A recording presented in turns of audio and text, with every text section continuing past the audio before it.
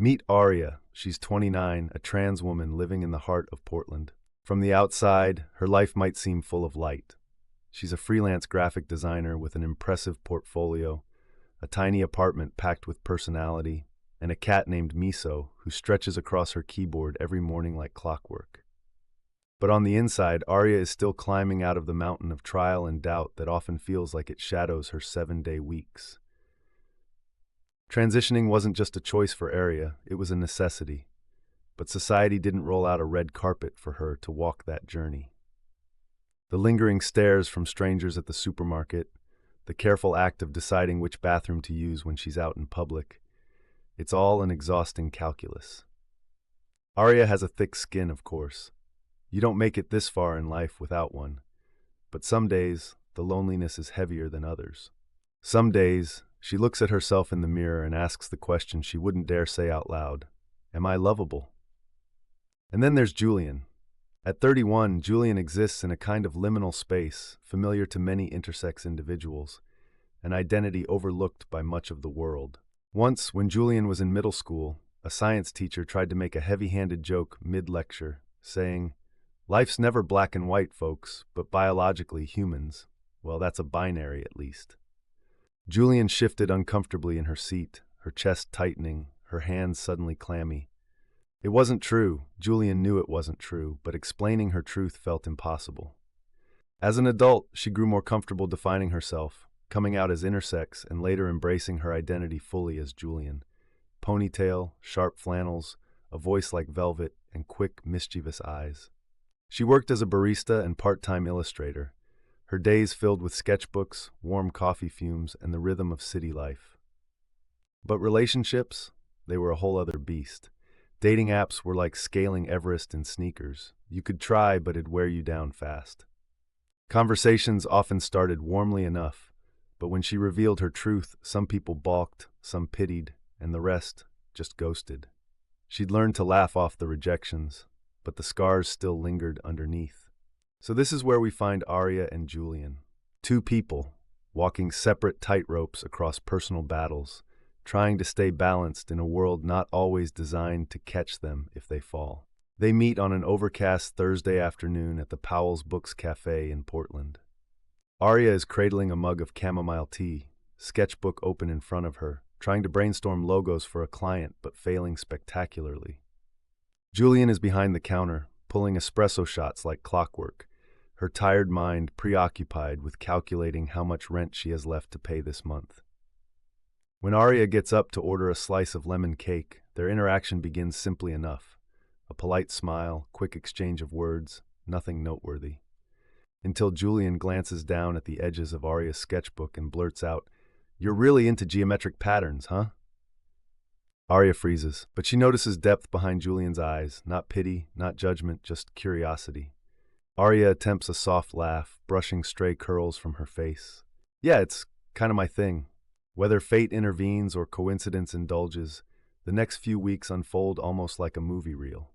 Julian starts paying closer attention every time Aria comes in, memorizing her usual order, sneaking glances of her art when she's not looking. Aria notices Julian's quirky habit of doodling on napkins and leaving them crumpled behind the register, near impossible to spot unless you're as observant as she is. Their conversations grow longer, awkward pauses stretch thinner. And soon, Julian musters the courage to slip a note into Aria's takeaway bag one evening. "Hey, want to meet at Laurelhurst Park sometime? Bring your sketchbook, Julian." Julian arrives at Laurelhurst that Saturday with a half-full thermos of coffee, nervous energy radiating off her. Julian's heart races with anticipation as she spots Aria sitting cross-legged on a plaid blanket, sketchbook open. Julian takes a breath and walks over, feeling a mix of excitement and nervousness. She spots Aria sitting cross-legged on a plaid blanket, sketchbook open, but instead of creating, she looks lost in thought. Julian takes a breath and walks over. The entire meeting feels like dancing on a minefield at first, each of them nervously picking at corners of their own walls. Julian cracks jokes, Aria smiles faintly. Aria shares some funny anecdotes about Miso, Julian nods along encouragingly. But soon, they start discussing the deeper stuff. Julian's voice doesn't falter when she mentions being intersex, but she searches Aria's face for a reaction. It's not shock that she finds, it's familiarity. Aria leans forward slightly, her lips quirking up in a gentle smile. I get that, the labels, I mean. It always feels like you're standing on this tightrope, like you don't fit anywhere. For the first time in what feels like years, Julian feels herself exhale fully. Hey, she says with a little grin, guess it's a good thing neither of us fits into anybody else's boxes. That line alone shifts the air between them. Their relationship blossoms, though not without hurdles. Both of them had built up defenses, both had scars that made true vulnerability feel scary. But they also found joy in sharing pieces of their worlds that for so long they'd kept hidden. Julian loved that Aria never winced away when she explained the intricacies of her medical journey. Doctors who misunderstood, parents who didn't know how to support her but tried anyway. Similarly, when Aria talked about moments of rejection, the hesitance with which people scrutinized her right to exist, Julian didn't look at her like she was fragile. Instead, she'd squeeze Aria's hand, thumb brushing reassuring circles over her knuckles, reminding her there was nothing broken about her. There were late-night dinners filled with wine and laughter echoing across Aria's tiny kitchen. There were quiet afternoons where Julian would bring over blank canvases, and they'd paint side by side, colors smudged on their noses by the end. And then, there were heavier days when Aria would button Julian's hoodie back over her shoulders and whisper, "You don't have to explain everything to anyone. Just let them love you for who you already are."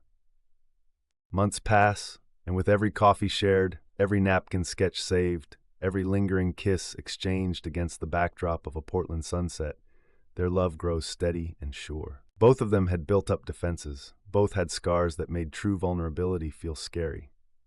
But they also found joy in sharing pieces of their worlds that for so long they'd kept hidden.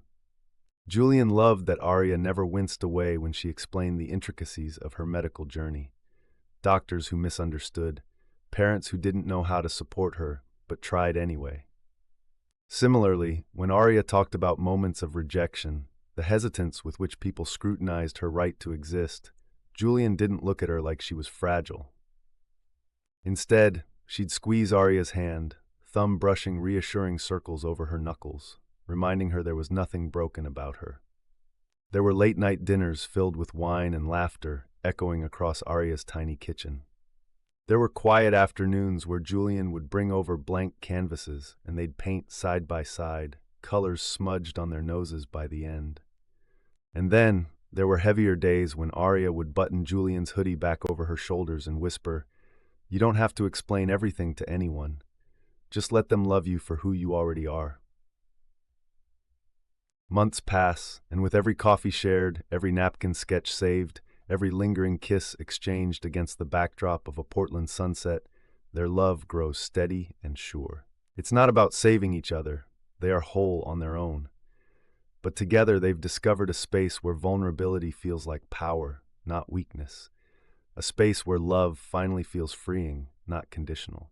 And on a particularly warm spring afternoon at Laurelhurst Park, a setting that by now feels equal parts memory and sanctuary, Julian pulls out a wrapped gift.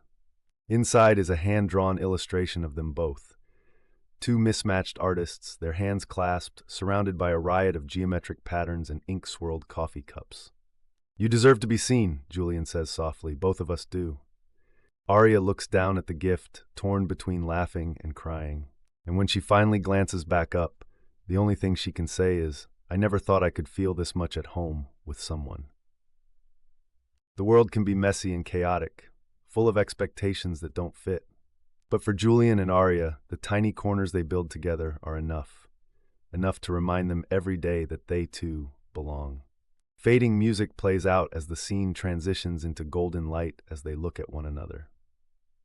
And maybe that's really all love is, finding someone who says, "You're enough, always," even when the rest of the world forgets to.